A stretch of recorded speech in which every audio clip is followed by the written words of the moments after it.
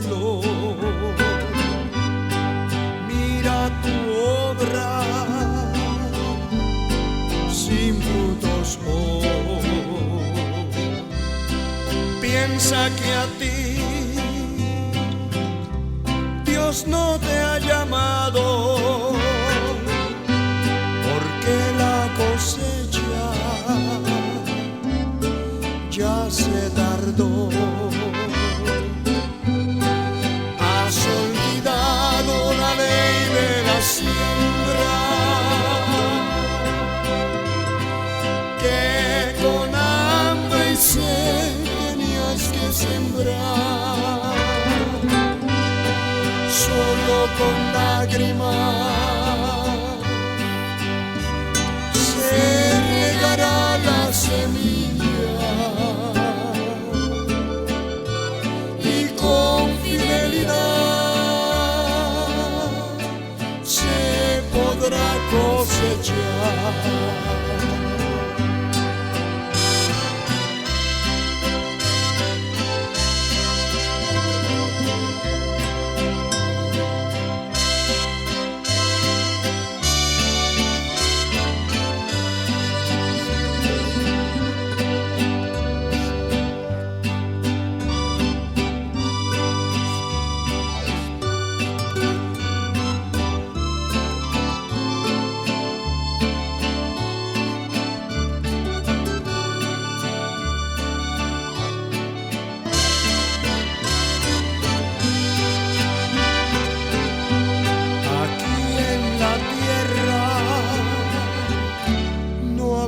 Recompensa,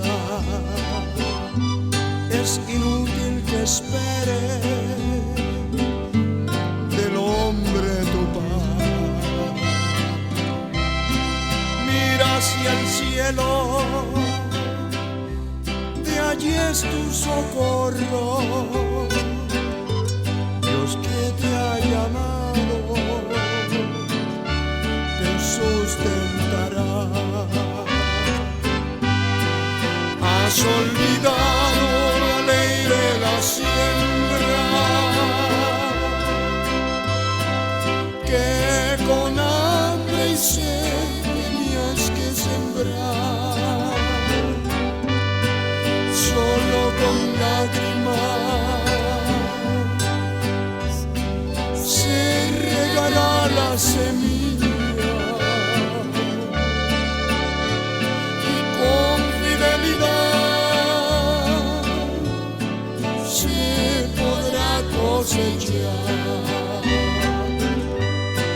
has olvidado la ley de la siembra, que con hambre y sed tenías que sembrar. Solo con lágrimas se regará la semilla,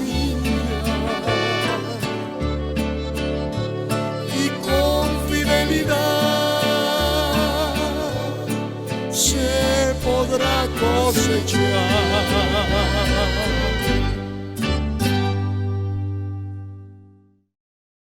Vamos a tomar la palabra del Señor en nuestras manos. Sean bienvenidos en el nombre del Señor. Damos gracias a Dios por esta gran oportunidad. Gálatas capítulo 6, epístola del apóstol Pablo a los Gálatas, el capítulo 6, versículo 5. Glorificado sea Dios. No cese de alabar, hermano. No deje de alabar al Señor. Él es bueno y para siempre su misericordia. Su verdad por todas las generaciones. Lo tenemos. Lo vamos a leer al unísono, en voz alta. Gálatas 6, 5. Vamos. Porque cada uno llevará su propia carga. Gloria a Dios. Se puede sentar alabando al Señor. Mantenga la alabanza en sus labios. Que salga de su corazón, de su alma. Bendito sea Dios. Sea Dios glorificado. Quiero hablarles acerca del tema: no dejes tu carga a otros. Bendito sea el Señor. Carga se define como la acción o efecto de cargar, cosa que hace peso sobre otra. Gloria al Señor. Regularmente la carga espiritual, la carga que tenemos que llevar cada uno, el Señor dice: porque fácil es mi yugo y ligera mi carga. Cada uno de nosotros, cuando llegamos al conocimiento de nuestro Señor Jesucristo, dejamos una carga que era una clase de carga que nos humillaba, nos subyugaba y nos sometía al pecado. Hay cargas que hay mucha gente que las ha llevado desde niños hasta que se mueren. Son cargas que van dentro de sus vidas y que los han humillado, los han derrotado por toda la vida. Una de esas es la carga del resentimiento. Hay gente que vive resentida toda la vida.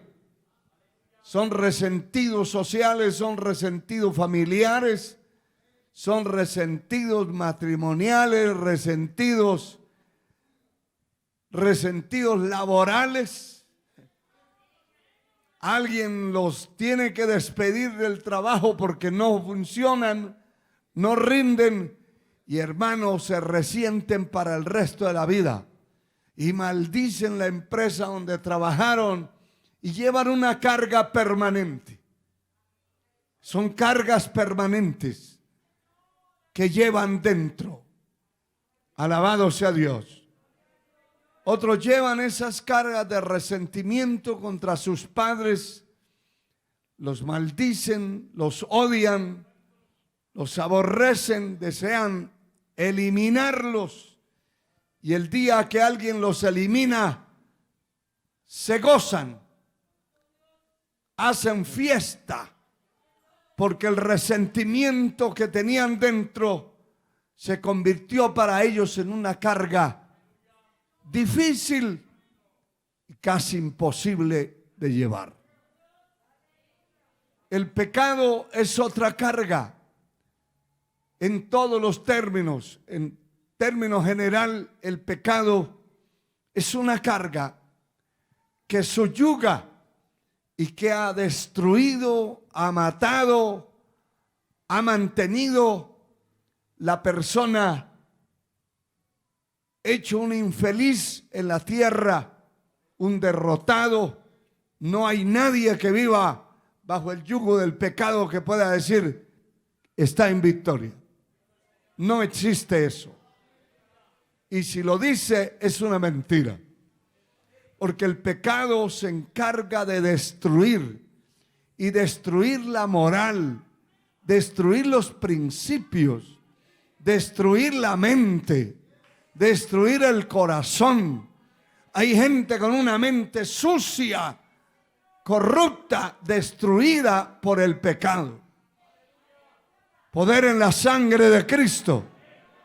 Son cargas permanentes que la persona lleva, que son insoportables.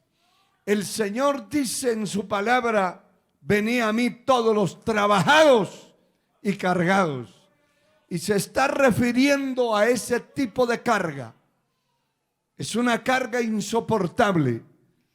Muchos lloran su desgracia, su derrota, porque no dejan de ser drogadictos, no lo pueden hacer por su cuenta.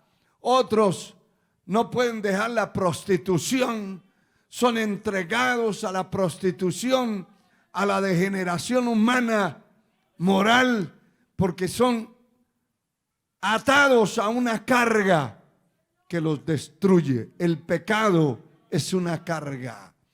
Otros lloran su derrota por ser borrachos. Están en una situación complicada, gastan todo lo que se ganan, todo lo que pueden lograr en su trabajo, lo malgastan, lo desbaratan, lo dejan en los centros de vicio, y su familia aguantando necesidades, no solo hambre, porque el hambre es una parte de la miseria, pero cuando una persona está en esa condición, no tiene con qué pagar el alquiler donde vive, no tiene con qué vestirse, no tiene con qué comer, no tiene con qué atender su familia. Es una carga que realmente destruye a cualquiera. El Señor dijo: venid a mí, los trabajados y cargados, y yo os haré descansar. Alabado sea el Señor. La carga que hemos aceptado y el yugo que hemos aceptado de parte de Dios es fácil, porque fácil es mi yugo y ligera mi carga. La carga que hemos aceptado del Señor es una carga fácil de llevar. No es nada que destruya. Lo contrario, es lo que pone realmente nuestra responsabilidad. Un cristiano dentro de una congregación no puede vivir sin una carga. No puede vivir un verdadero cristiano. O sea, si usted no tiene una carga que lleva de parte de Dios y de su obra, está fuera de serie. Porque el Señor dijo: el que quiera venir en pos de mí, niéguese a sí mismo, tome su cruz, que se traduce como la carga, la responsabilidad que debemos asumir como hijos de Dios dentro de su obra. Dentro de su obra hay mucho que hacer. Dentro de la causa del Señor hay mucho que hacer. Cualquiera que viva desocupado, sin hacer nada por la obra de Dios, es un vago. Es una persona que le está fallando a Dios. Definitivamente es alguien que se sirvió del Señor. Se ha servido de Él, pero no tiene ninguna carga, ninguna responsabilidad, ninguna preocupación por la obra de Dios. Se sirvió de Él para que lo sanara. Se sirvió de Él para que lo salvara.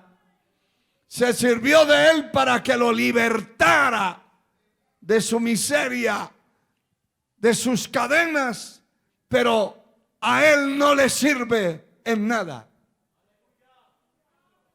Haga un análisis corto de su vida. ¿En qué invierte el tiempo? ¿Cómo invierte lo que usted es? ¿Qué piensa de la eternidad? Y se va a dar cuenta que la preocupación de la mayoría de los seres humanos es su trabajo. Y eso es importante. Ya está escrito en la palabra que el que no trabaja, que no coma. Pero no puede convertirse en una máquina. No puede ser un esclavo del trabajo. Tiene que tener tiempo para servir a Dios. Tiene que tener tiempo para adorar a Dios, para alabarle, para servirle, para asistir al templo, para congregarse. A Dios sea la gloria. A Dios sea la gloria. Y tiene que estar comprometido con la obra de Dios, con la causa del Señor. Aleluya. Bendito sea Dios. En este estudio de la palabra quiero mostrarle algunas cosas importantes. En primer lugar, cómo viene esa carga de responsabilidad en mi vida, a mi vida. ¿De qué manera? ¿De qué manera va a llegar? ¿De qué manera se va a producir en mí? Hay gente que dice, es que yo no ayudo en nada porque no siento. Yo no sé si siento ir al cielo. Pero esto no se trata de sentir o no sentir. Se trata de asumir la responsabilidad. Se trata de yo no ser un siervo inútil. Porque cualquier siervo inútil va a ser atado y va a ser lanzado al fuego, allá donde estaban los hipócritas, los falsos, los pecadores, los que le dieron la espalda al Señor, los que se burlaron de Él, los que le sacaron el cuerpo a la responsabilidad que tenían que llevar. Haga un simple análisis, que muchos se ocupan solamente, si son mujeres, solamente de limpiar la casa, de cocinar, y esa es la vida de ellas. De criar hijos y nada más. Lo que se trata de la obra, de la causa de Dios, no hay tiempo. Otros solamente de su negocio, de su empresa, de su trabajo, y ya no hay tiempo para más nada. Otros de su profesión, de sus estudios, y ya no hay tiempo para más nada. Yo quiero que la conciencia suya se ponga hoy frente a su responsabilidad, a la responsabilidad que debe asumir y que debe tener como hijo de Dios. Alabado sea el Señor. Porque las cosas que le he mencionado son temporales, se van a acabar, se van a quedar en la tierra. Esa casa que usted tiene no se la lleva. Ese carro que usted tiene, por viejo o por nuevo, no se lo lleva. Mire, no se lleva ni la mascota que le dedica más tiempo. Hay gente, oiga esto, hermano, hay gente que le dedica más tiempo a un perro en la casa que a Dios, que a su obra. ¿Lo ha encontrado usted así? ¿Lo ha visto? Claro que sí. Algunos le dedican más tiempo al perro que a su propia vida. Lavan y bañan al perro y lo perfuman, y ellos hieden a zorro.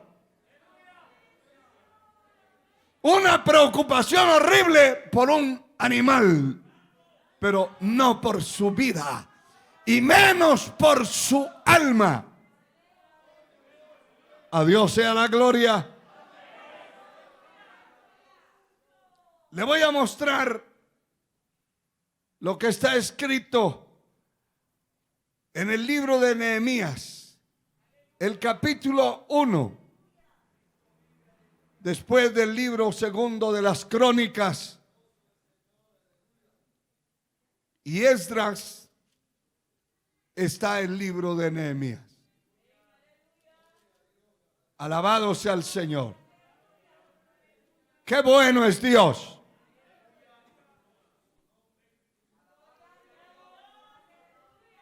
El Señor dice que cada uno llevará su propia carga. Cada uno. No es la carga.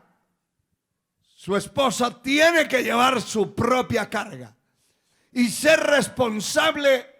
En el caso de un matrimonio, ser responsable con su vida espiritual, su casa, su matrimonio. Pero su vida espiritual no se puede perder de vista. No se puede convertir simplemente en carne, pura carne. Trabaja, come, duerme, trabaja y come, y esa es la vida. Tiene que haber una vida espiritual. Tiene que haber vida espiritual. Alabado sea el Señor. La carga de esa mujer como esposa es su carga, pero el hombre tiene que tener su propia carga, su responsabilidad como hombre, responsabilidad como esposo, responsabilidad como trabajador, pero responsabilidad espiritual. No puede ser la misma de su mujer, no puede ser la responsabilidad de su mujer la de su marido. Tiene que ser individual, porque no son un alma, son dos almas. Cuando el Señor habla del matrimonio, dice que serán una sola carne, pero no una sola alma. El alma es independiente. El alma tiene que ver qué hace por su eternidad. El alma debe saber qué hace. Mi alma debe saber qué hago yo por mi eternidad.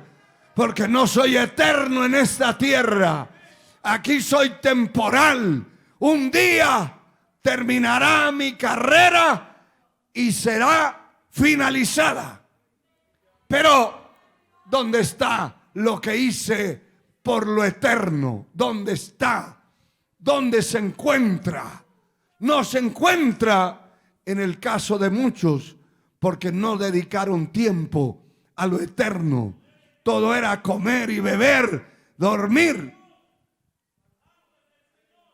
y reproducirse como los antediluvianos. Pero una vida espiritual descuidada, una vida espiritual completamente en la ruina. Alabado sea Dios. Mira, hermano, hay gente tan arruinada espiritualmente que más se tardan cuestión de minutos de arrodillarse y ya están dormidos. Eso es ruina espiritual. No hay vida por dentro. Por dentro no hay vida. Hay vida por fuera, porque es un bulto de carne. Pero por dentro no hay vida, porque la persona no ha dedicado tiempo. Y si llega al templo, que es el otro problema, en lugar de adorar, de alabar, de oír la palabra, duerme plácidamente. Yo no sé si una persona con inteligencia, con un cerebro funcionando normalmente, se da cuenta de eso. Pero cualquiera tenemos que darnos cuenta. Cualquiera nos tenemos que dar cuenta que la vida no depende el reino de Dios no consiste en comida y bebida. No. El reino de Dios no consiste en eso. No estriba en eso, no se basa en eso. El reino de los cielos es justicia, gozo, paz, benignidad y muchas cosas espirituales. La vida humana como tal no necesita nada de lo espiritual. La carne no necesita, hermano mío, hermana, joven, señorita, su carne no necesita de Dios.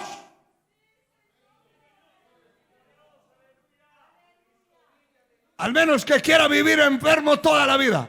Porque si la vida espiritual está mal, su cuerpo tiene que estar mal. Tiene que funcionar mal. Tienen que haber problemas graves que no se pueden solucionar. ¿Por qué le digo? Porque la Biblia enseña que la carne y la sangre no heredarán el reino de Dios, no entrarán al cielo.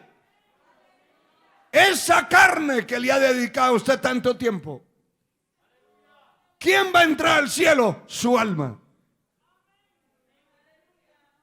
Pero su carne no. Su carne no. Mi carne no. Y por ende la carne se rebela contra todo lo que hacemos. Alabado sea el Señor. Y para que no piense que me lo estoy inventando, no me gusta hablar sin mostrarlo por la palabra. Anote ahí en 1 Corintios 15:50 y dice la Escritura: pero os digo, hermanos, que la carne y la sangre no pueden heredar el reino de Dios, ni la corrupción hereda la incorrupción. 1 Corintios 15:50. ¿Por qué siente usted una resistencia de parte de su carne a las cosas espirituales que tiene que cumplir como hijo de Dios? Como hijo de Dios. Porque si no es hijo de Dios, todo esto no aplica para él.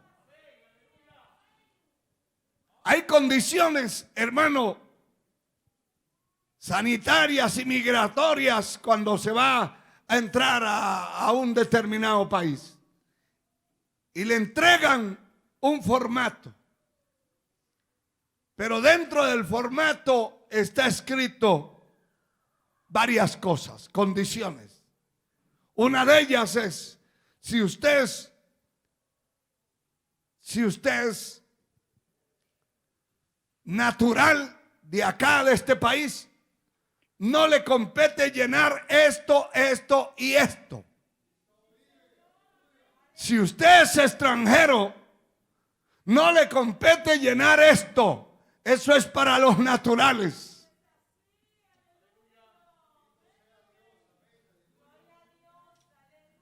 ¿Qué quiero decirle? Que si no es un hijo de Dios, a usted no le compete esto.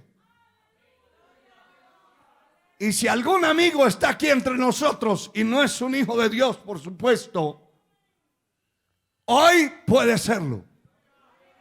Hoy puede entregar su vida al Señor y su nombre puede ser inscrito en el libro de la vida y empezar a llenar los requisitos para entrar al cielo. Porque hay gente que ha recibido a Cristo, pero como lo recibió, así se quedan. No hay cambios, no hay adelantos, no se ocupan de nada. La obra de Dios es como un club religioso para ellos. Pero no es así, hermano. Y le voy a leer estos versículos del libro de Nehemías para que se dé cuenta la persona que tiene la obra de Dios en el corazón. la reacción que puede tener. Dice en el capítulo 1, del 1 al 4, palabra de Nehemías, hijo de Acalías. Aconteció en el mes de Quisleu, en el año 20, estando yo en Susa, capital del reino. Vino Ananí, uno de mis hermanos, con algunos varones de Judá, y les pregunté por los judíos que habían escapado y que habían quedado de la cautividad, y por Jerusalén. Y me dijeron: el remanente, los que quedaron de la cautividad allí en la provincia, están en gran mal y afrenta, y el muro de Jerusalén destruido, y sus puertas quemadas a fuego. Cuando oí estas palabras, me senté y lloré e hice duelo por algunos días. Ayuné y oré delante del Dios de los cielos. ¿Está entendiendo? Cuando él escucha un informe terrible de lo que era la condición de aquellos que se habían escapado del cautiverio, había quedado un remanente allí que escapó y que se lograron esconder y no fueron llevados a Babilonia. Pero esta gente, en todos los años que el pueblo estuvo cautivo en Babilonia, pasaron una situación muy lamentable. Porque eran señalados, eran vistos, donde quiera que aparecían, tenían la oposición de frente. Había oposición, burla, escarnio. Y nunca, ni siquiera intentaron hacer algo por Jerusalén, que estaba destruida y sus muros quemados con fuego. No decidieron nunca hacer algo por eso, porque su afrenta le sobrepasaba todo. Su derrota, su situación eran de fugitivos, de escondidos, de escapados, y vivían una vida miserable. Cuando escucha a este hombre que está en una situación favorable, que era uno de los asesores, ayudantes, los que vivían cerca del rey, de los que comían la comida del rey, que estaba allí en una posición muy importante y por supuesto económicamente muy bien, económicamente muy favorable su situación de dominio, de altura, de jefatura. Pues a él no le importaba eso, cómo viviera otro. Pero la carga, ahí es donde viene la carga. Cuando nosotros vemos y oímos que la obra de Dios está en una situación desfavorable, una situación de pelea, de batalla, ahí es cuando debe arder el fuego en el corazón, cuando debe sacudirnos a nosotros la responsabilidad, cuando la carga viene sobre nuestros hombros. Ahí es, no en otra forma ni en otro lugar. Él dice, y cuando yo oí estas palabras, me senté y lloré. Hice duelo por algunos días. Ayuné y oré delante del Dios de los cielos. Había venido la carga y había caído sobre él. Una persona cómoda, una persona que tenía de todo, que tenía el favor del rey, que era lo más relevante, que tenía todas las prebendas necesarias. Sin embargo, no sabía lo que estaba sucediendo a sus hermanos. Alabado sea el Señor. Aleluya. Y mira, hermano, ese día esa carga vino y se metió a su corazón. Y Dios empezó a tratar con él por lo que había oído y por lo que había escuchado testimonialmente de la situación de sus compañeros, de sus hermanos. Y no se quedó allí. El capítulo 2, versos 10 y 11 dice lo siguiente. Pero oyendo Sanbalat, Eronita y Tobías el siervo amonita, les disgustó en extremo que viniese alguno para procurar el bien de los hijos de Israel.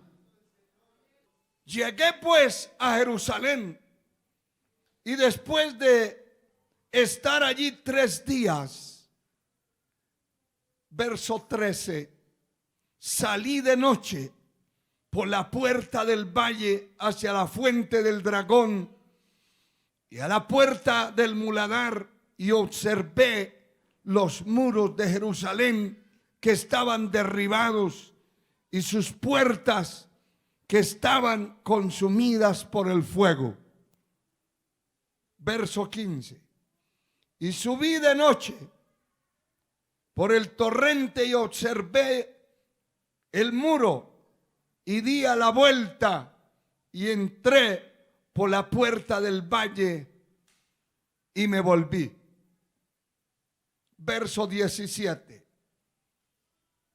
Les dije pues, vosotros veis el mal en que estamos, que Jerusalén está desierta y sus puertas consumidas por el fuego. Venid y edifiquemos el muro de Jerusalén y no estemos más en oprobio. Note esto, hermano.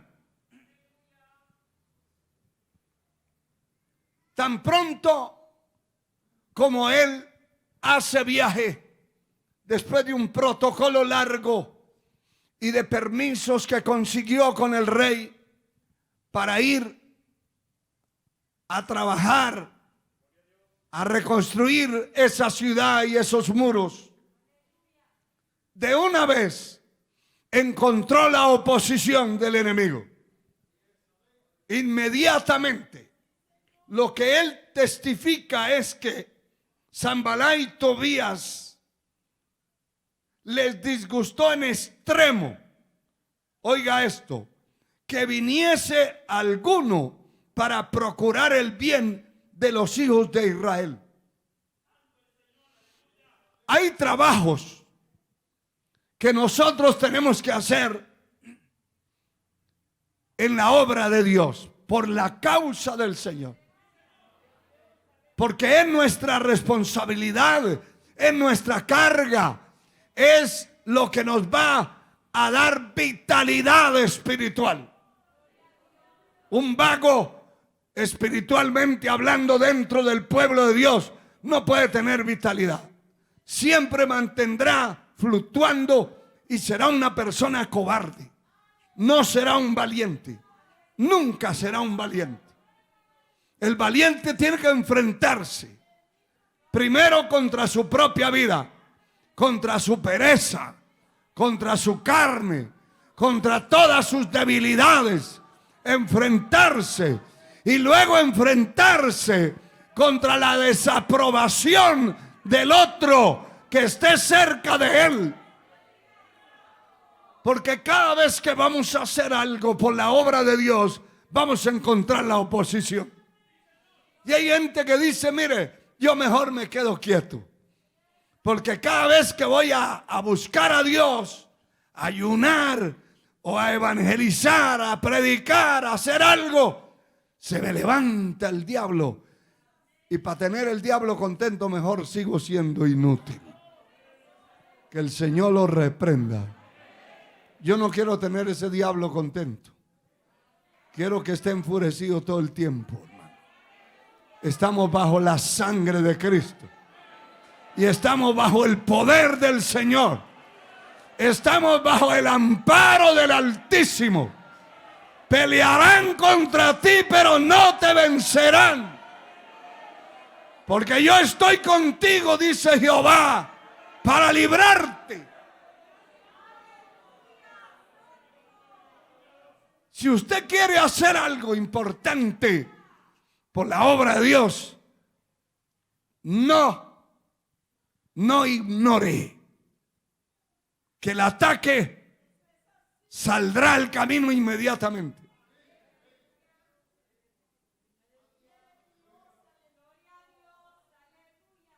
La noche de ayer estaba aconsejando por teléfono a una persona. Y lo primero que le dije fue esto: si usted va a hacer algo, va a emprender un trabajo para la obra de Dios, tiene que prepararse. Prepárese primero. Ore y ayune primero, porque el ataque de ese ataque y de esa persecución no se va a librar. Nunca se va a librar. Se va a librar el que no hace nada. El que mira las cosas por hacer, pero no las hace. No las ayuda a hacer. No se incluye en ningún grupo a trabajar en nada. Se mantiene al margen, pues no tiene la oposición de nadie, porque no le está haciendo guerra a nadie. Pero note estas palabras que dice este hombre, estas palabras. Alabado sea el Señor. Que ellos se enfurecieron cuando supieron que iban a hacer algo por Jerusalén o por el resto que había quedado del cautiverio. Y tenemos que tener seguridad, certeza, que eso es así. Alabado sea el Señor. Esta frase textual dice: se disgustó en extremo Tobías y Sanbalat. En extremo, es decir, se enfurecieron extremadamente. ¿Cuál fue el furor? Que viniese alguno, que se levantara alguien para procurar el bien de los hijos de Israel. Nunca debemos ignorar que vamos a tener la oposición. Vamos a tener al diablo de frente. Que el Señor lo reprenda. Pero el diablo sabe que hay un Cristo que lo venció en la cruz del Calvario. Satanás sabe que está derrotado y que está vencido. Lo que tenemos nosotros es que prepararnos en las manos de Dios, cuando vamos a emprender una tarea, cualquiera que sea, se va a levantar el enemigo, el infierno, pero no va a prevalecer. Las puertas del infierno no prevalecerán. No prevalecerán. Se van a levantar, pero no van a prevalecer. Poder en la sangre de Cristo. Aleluya. Lo que veo en esta parte de la Escritura, que este hombre iba plenamente determinado, plenamente convencido, porque tiene que haber convicción, determinación, tiene que haber decisión. Mire, hay gente que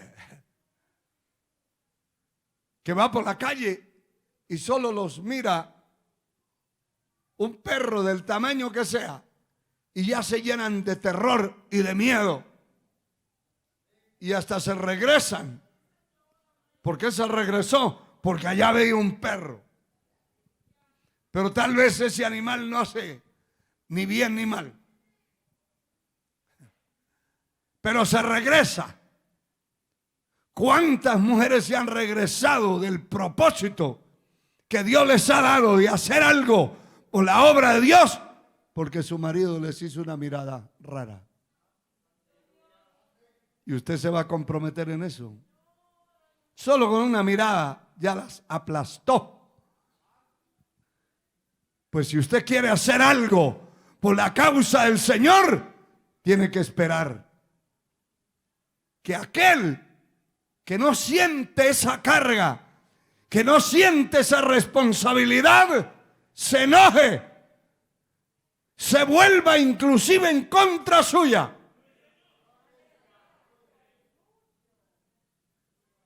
Alabado sea el Señor. O a la inversa, el hombre quiere hacer algo importante por la causa del Señor, pero la señora le hace una mirada de arriba abajo y ya lo devolvió, ya lo frustró.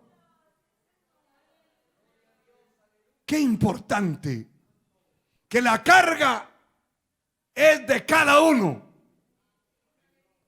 No es una carga colectiva, no es que usted lleve un pedazo y yo llevo el otro.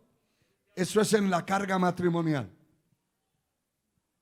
Usted debe saber que si la dama está trabajando allá en la calle en algún trabajo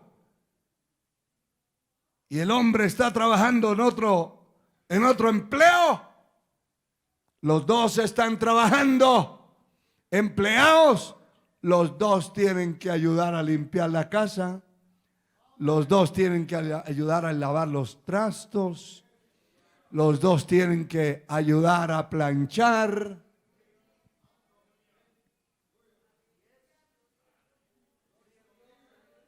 Esas son cargas compartidas. Pero en lo espiritual no hay carga compartida, hermano. No. Si él quiere dormir, que duerma. Pero usted no duerma. Si él quiere vagar, que vague. Pero usted no. Sea hombre o sea mujer. Alabado sea Dios. Si él le dice, mire, yo podía haber ido el viernes, sábado al ayuno, pero mejor no, mejor el domingo.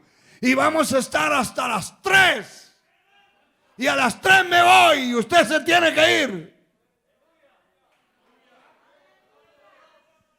Dios me libre. Y me libró de vivir con una persona así.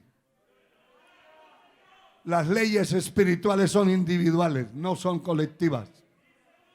Mi alma es mi alma. El alma de mi esposa es su alma. El alma de mi hijo es de él. Nadie pagará. El padre no pagará por el hijo, ni el hijo pagará por el padre. Así que, hermano, busque la carga que tiró, la carga que botó, la carga que tenía, la responsabilidad que tenía, la tiró desde que conoció a fulano o a fulana.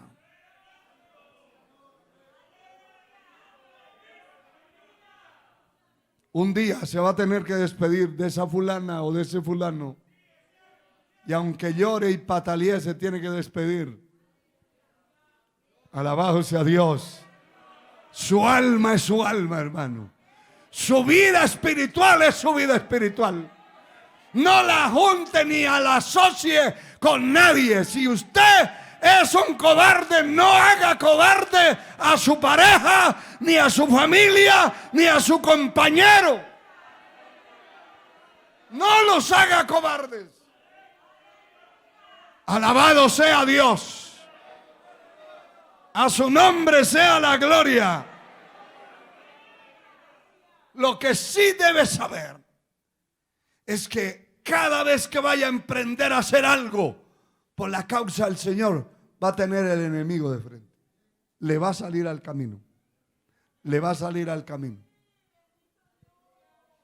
Aquí dice que se enfureció extremadamente.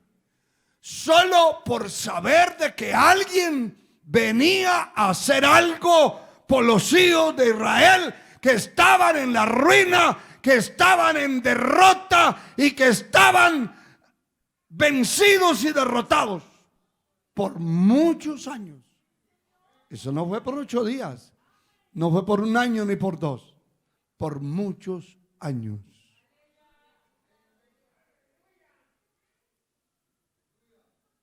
Alabado sea el Señor.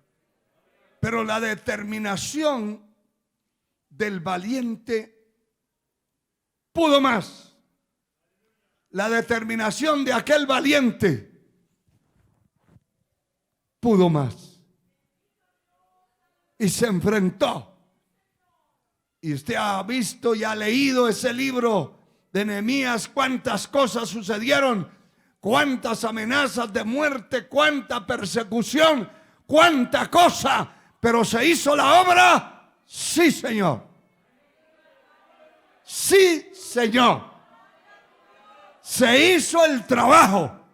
Se levantaron los muros. Se levantó la ciudad. Se levantó el pueblo. Sucedieron cosas extraordinariamente grandes.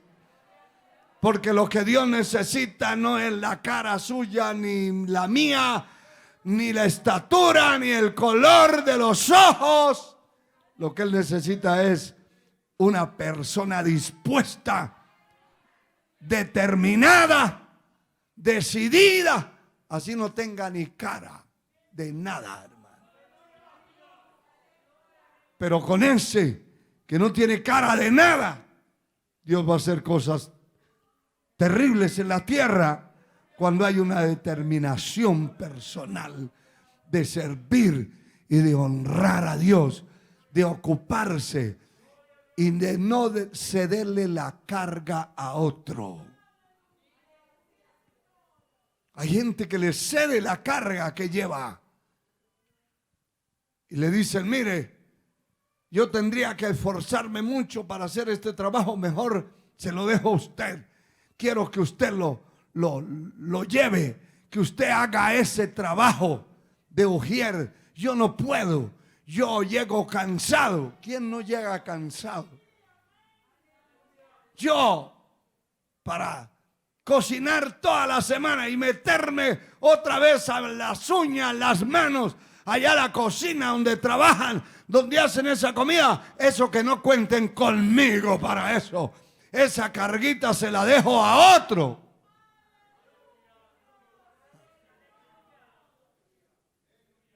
Alabado sea el Señor. Alabado sea Dios. No ceda la carga que Dios le ha dado. Siéntase bien servido y privilegiado de poder servir al Señor. Bendito sea Dios. Entonces las cargas vienen cuando oímos y vemos las necesidades de la obra de Dios. Y cuando tenemos la obra de Dios en el corazón y vivimos orando, Señor, ¿qué puedo hacer? ¿Qué más puedo yo hacer? ¿Qué otra cosa puedo hacer? ¿Qué otra cosa puedo? ¿En qué me puedo ocupar? Ya me ocupé en esto y en esto, pero siento que tengo la capacidad para hacer más. Aleluya. Siento que puedo.